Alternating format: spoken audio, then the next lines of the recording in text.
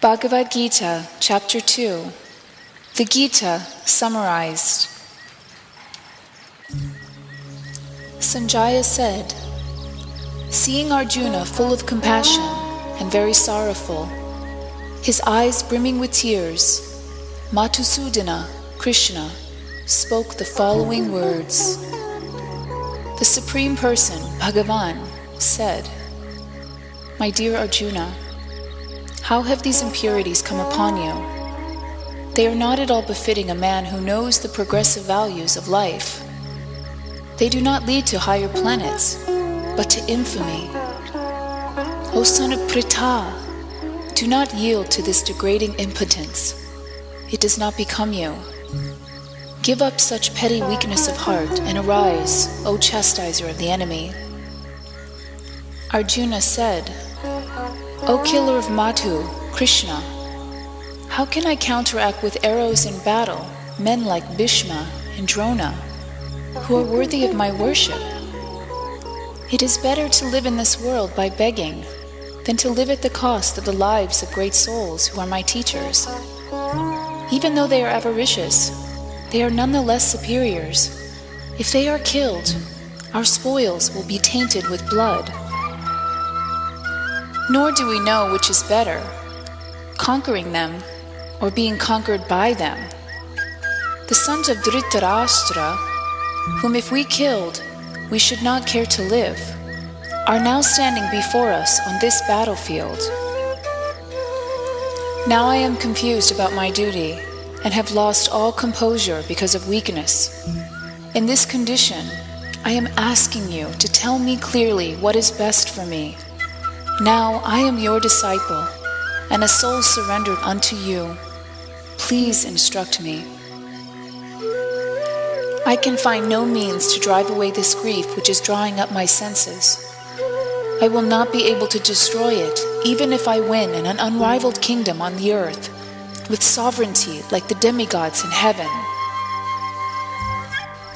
Sanjaya said, having spoken thus, Arjuna, chastiser of the enemies, told Krishna, Govinda, I shall not fight, and fell silent.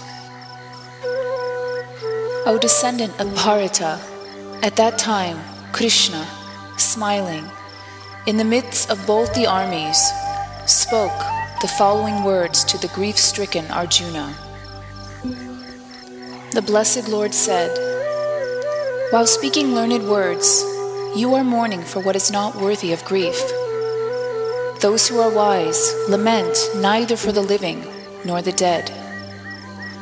Never was there a time when I did not exist, nor you, nor all these kings, nor in the future shall any of us cease to be.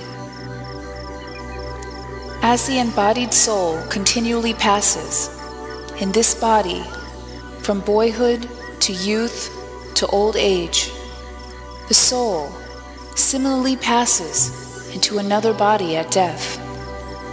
The self-realized soul is not bewildered by such a change. O son of Kunti, the non-permanent appearance of happiness and distress, and their disappearance in due course, are like the appearance and disappearance of winter and summer seasons. They arise from sense perception, O Skyan of Bharata, and one must learn to tolerate them without being disturbed. O best among men, Arjuna, the person who is not disturbed by happiness and distress, and is steady in both, is certainly eligible for liberation. Those who are seers of the truth have concluded that of the non-existent there is no endurance, and of the existent there is no cessation. This seers have concluded by studying the nature of both. Know that which pervades the entire body is indestructible. No one is able to destroy the imperishable soul. Only the material body of the indestructible, immeasurable, and eternal living entity is subject to destruction. Therefore, fight, O descendant of Bharata. He who thinks that the living entity is the slayer, or that he is slain, does not understand. One who is in knowledge knows that the self slays not, nor is slain. For the soul there is never birth nor death, nor having once been does he ever cease to be. He is unborn, eternal, ever-existing, undying, and primeval. He is not slain when the body is slain.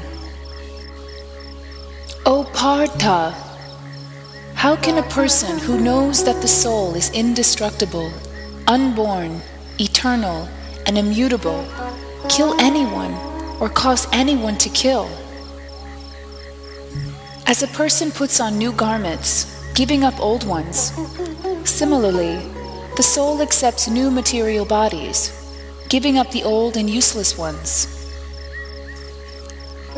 The soul can never be cut into pieces by any weapon, nor can he be burned by fire, nor moistened by water, nor withered by the wind.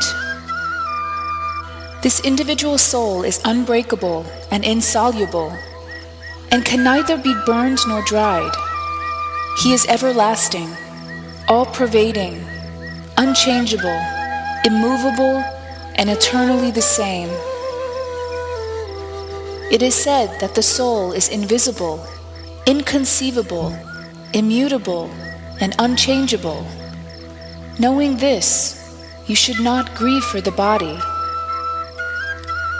If, however, you think that the soul is perpetually born and always dies, still, you have no reason to lament, O mighty armed. For one who has taken his birth, death is certain. And for one who is dead, birth is certain.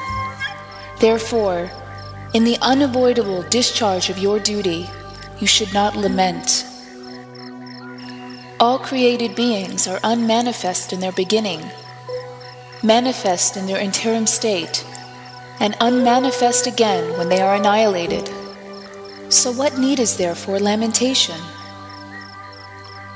Some look on the soul as amazing, some describe him as amazing, and some hear of him as amazing, while others, even after hearing about him, cannot understand him at all.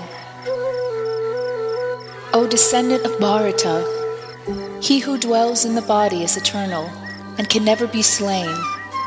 Therefore you need not grieve for any creature. Considering your specific duty as a kshatriya, you should know that there is no better engagement for you than fighting on religious principles, and so there is no need for hesitation.